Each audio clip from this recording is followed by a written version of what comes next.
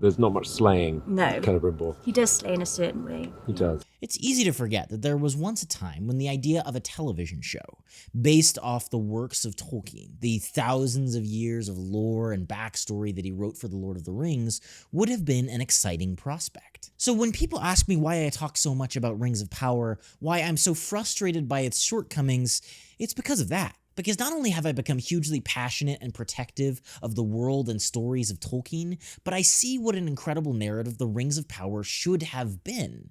But instead, each episode's release is simply a weekly reminder of the show's wasted creative potential.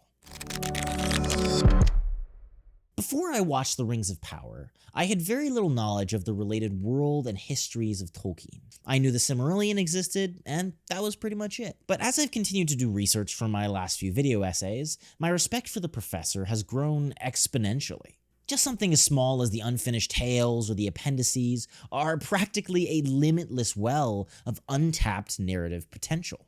So, the motivation behind, and even the price tag for the rights of The Rings of Power has started to make some sense. It's just the show that doesn't.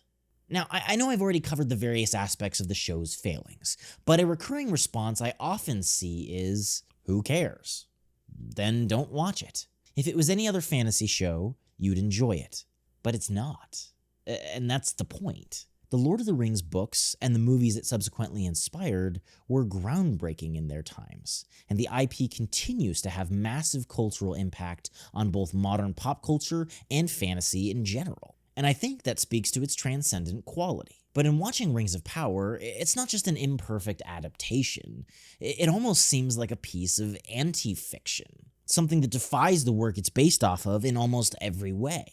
See, the only thing worse than a bad movie or book is one that had great potential but failed to achieve it. And to say the events covered in The Rings of Power had great potential would be the understatement of the century. One of the most interesting things about The Lord of the Rings is its characters. Tolkien wrote in an older, more sweeping style, reminiscent of ancient epics like the Iliad or Beowulf, and because of this, he focused less on character POVs and more on the events of the narrative itself. Regardless, the characters are still complex and three-dimensional. In the few words he spends on them, every motivation, flaw, and internal conflict are perfectly conveyed. And I think the same can be said for the related histories and appendices. Rings of Power sets out to cover the events of the Second Age, the fall of Númenor, the forging of the Rings of Power, the forging of the One Ring, the sack of Eregion, the rise of Sauron, and the War of the Last Alliance. Essentially, the history that will directly set up the world and dynamics of The Lord of the Rings. So between the events of the Second Age and the myriad of characters that one could follow during this time period, Rings of Power was actually set up for success.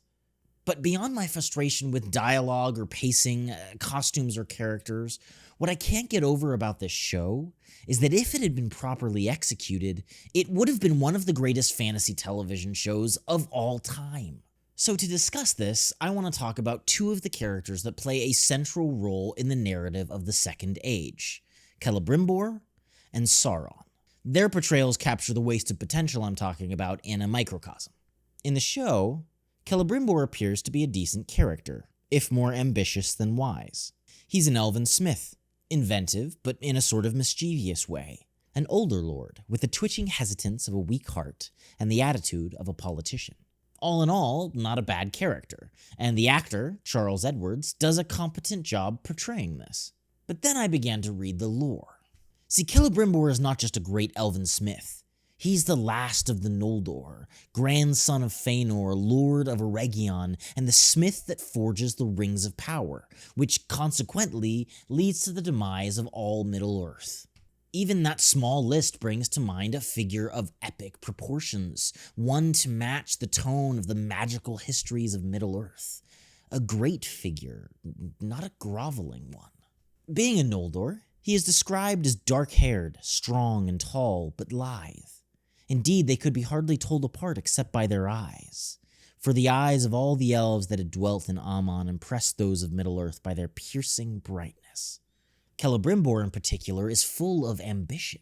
He desired in his heart to rival the skill and fame of Fëanor, the elf who made the Silmarils, basically the most beautiful creations in the history of Middle-earth. So in reading all of this, a narrative began to form in my mind.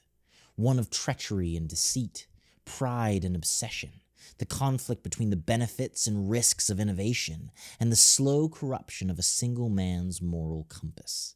Celebrimbor is a craftsman, the epitome of the artist who strives ever onward for perfection he can never reach. But a blacksmith, so he's artsy and jacked. Yet this tone and the true character of Celebrimbor are completely lost in Rings of Power. It would be like writing a story about Achilles where he's got strong ankles and a humility problem. It's not a bad story, it's just not who he is. And I think the same can be said for Celebrimbor. It doesn't help that Charles Edwards looks nothing like the character. While there's no clear description of Celebrimbor, most Noldor are described as having long black hair. And he certainly wouldn't look that old. Celebrimbor is closer in age to Galadriel than he is to Círdan, but you wouldn't know that by just watching the show. And I think the same goes for Sauron. He is the great deceiver, the Dark Lord who will conquer all of Middle-earth.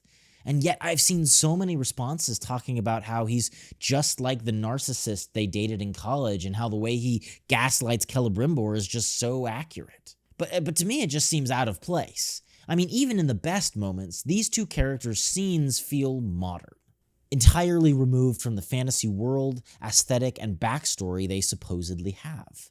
That's not how good characters are formed, not from the mind or experience of the author, but from the invented or established traits and backstories for them.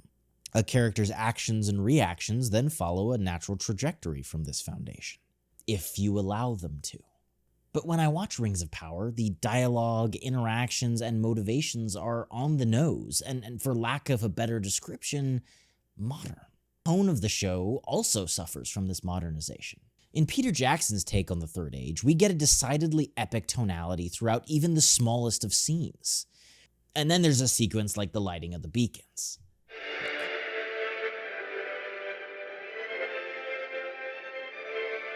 Every tool in his filmmaking toolkit is used to evoke the epic proportions of this journey, the serious stakes, the rich ancient history, magic, and power of this world. Well, Rings of Power is supposed to take place a whole age earlier, one where the elves roam freely and the great civilizations like Eregion and Numenor still thrive. It's even known as the Age of the Elves. But this world feels dull and hollow. Sure, there's flashy things shown on camera, but the actual attitudes of the characters, the feel of the world, every detail of the world building seems to lack the poetry of the source material, especially one set in this time period. Which is a shame, because I actually think that's probably one of the coolest aspects of setting a show in the Second Age. Now, if I lost you in that last bit, I get it. We're dealing with some pretty vague and immaterial qualities of the narrative, and perhaps you disagree. So, let's just look at some scenes from Season 2 to demonstrate what I'm talking about. In this scene, Sauron, still in the form of Annatar, describes his toxic relationship with Morgoth. You must know it pains me, treating you like... Like you've treated countless others. Like Morgoth treated me. Do you know what it is to be tortured at the hands of a god? But his end, it was different from mine. For what he wished to destroy, I wished to perfect. Came a game. A contest. To see whose will was the mightier. Look, maybe it's just me, but Sauron is supposed to be this great Dark Lord, and Morgoth is basically a fallen angel.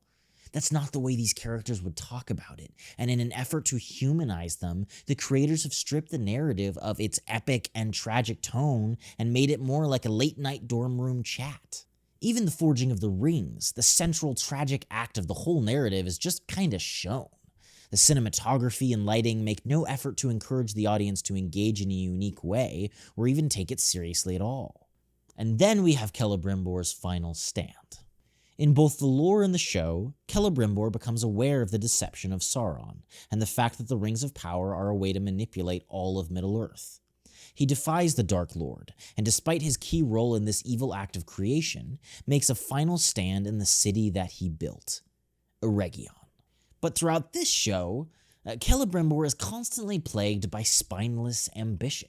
In several scenes, he's given information about Sauron and half-heartedly pursues this, only to be turned away at the first minor disagreement. I know the show was trying to use this as a way to portray his own internal struggle and reluctance, but instead it just makes him seem as though he either lacks wits or any personal agency at all. Either option does not line up with the information set up about him in the show or the lore. I mean, this is the elf who stands up to Sauron, who refuses to break under terrible pain and torture until he's finally killed and paraded around as the banner of the Dark Lord across Middle-earth. It's just sad. Lord of the Rings is one of the greatest fantasy works of all time.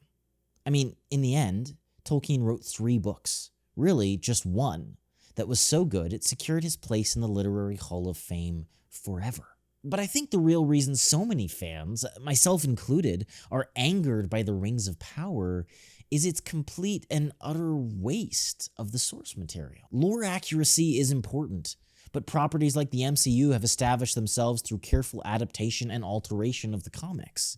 This show, on the other hand, has discarded the rich legendarium for a lackluster story, hoping to make up the difference in quality with studio support and an abundance of capital. Don't get me wrong.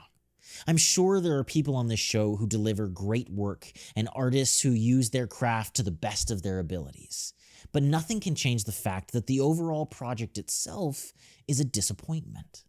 And the only thing worse than a bad story is one that could have been great.